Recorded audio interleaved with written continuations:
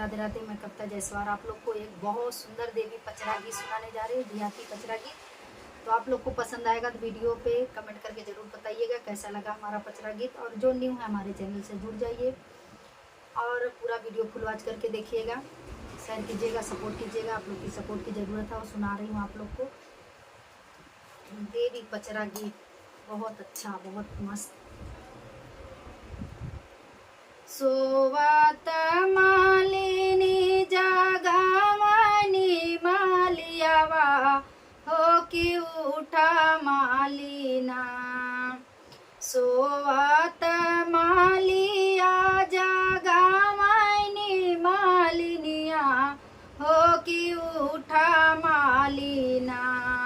मैया यनी फूलवरिया हो कि उठा मालिना। मैया यनी फूलवरिया हो उठा हो मालिना। सोवत मालिया जगावनी मालिनिया हो उठा हो मालिना। मैया यनी फूलवरिया हो उठा हो मालिना। मैया यनी फूलवरिया हे उठा हो मालिना।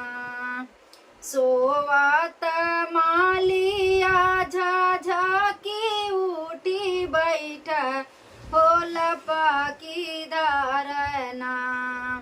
सोवत मालिया झाझकी उठी बैठ हो कि लपकी धरना। देवी मैया का चरनिया हो कि लपकी धरना। देवी मैया का चरनिया हो लपकी धरना।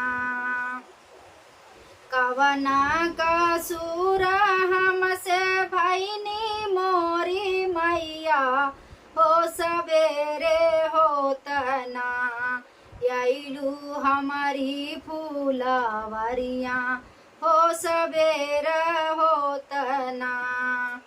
कवना का सूर हमसे भैनी मोरी मैया हो सवेर होतना।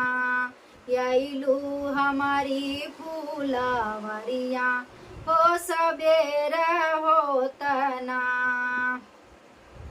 बेल फूल लगवला माली चमेली फूल लगवला हो अढ़ाउल फूलवाना। बेली फूल लगवला माली चमेली फूल लगवला हो अढ़ाउल फूलवाना। माली काहे ना लगवला हो अढ़ाउल फूलवाना। मालिन माली काहे ना लगवला हो अढ़ाउल फूलवाना।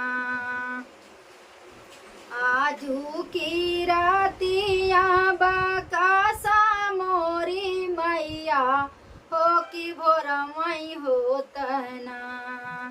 आजू की रातिया बकासा मोरी मैया हो सबरमा होतना। लगई बयाढ़ाउल के फूलवा हो सवेरे होतना। लगई बयाढ़ाउल के फूलवा हे सवेरे होतना। अढ़ाउल देखी मैया माना मुसकानी हो कि पहिर लागिन ना। अढ़ाउल देखी मैया माना मुसकानी हो कि पहिर लगनी ना। मैया अढ़ाउल का हरवा हो कि पहिर लगनी ना। मैया अढ़ाउल का हरवा हो कि पहिर लागिनी ना। जाई से कमालिया हो